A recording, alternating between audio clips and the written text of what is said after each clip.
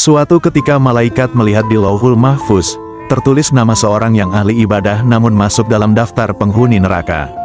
Malaikat heran dengan apa yang telah terjadi.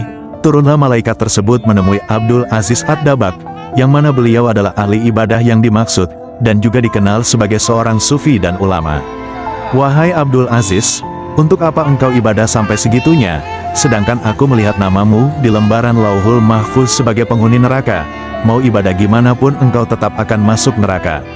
Mengetahui namanya sudah tercatat sebagai penghuni neraka, Syekh Abdul Aziz tak menghiraukannya. Ia beribadah kepada Allah, tujuannya bukan untuk surga atau neraka. Wahai malaikat, surga dan neraka bukan urusanku.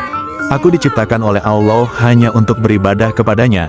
Sebagaimana Allah berfirman, tidaklah aku ciptakan jin dan manusia kecuali hanya untuk beribadah kepadaku.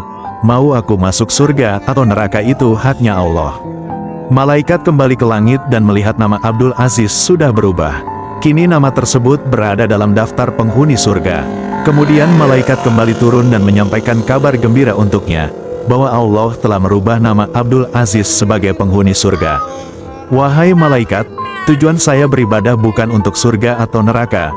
Tujuan saya beribadah adalah hanya untuk menggapai ridhonya. Jika Allah menghendakiku di neraka, maka itulah tujuanku. Jika aku menjadi penghuni surga, itu adalah ridhonya Allah. Malaikat takjub dengan keikhlasan seorang wali Allah itu dalam beribadah. Malaikat mengatakan bahwa keikhlasan itulah yang membuat Allah ridho dan mengubah namanya menjadi penghuni surga. Syekh Abdul Aziz sempat penasaran mengapa ia tercatat sebagai penghuni neraka. Ia pun bertanya kepada malaikat. Malaikat mengatakan bahwa penyebab ia menjadi penghuni neraka karena saat berusia 15 tahun, ia pernah pura-pura tidur ketika ibunya akan menyuruh membeli sesuatu. Sang ibu akhirnya tak jadi menyuruhnya pergi karena merasa kasihan melihat anaknya sedang tidur. Sebab engkau bohongi ibumu, Allah murka dan menjadikan namamu sebagai penghuni neraka.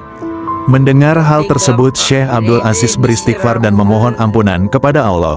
Setelah kejadian itu ia tidak berceramah, kecuali membahas pentingnya berbakti kepada orang tua.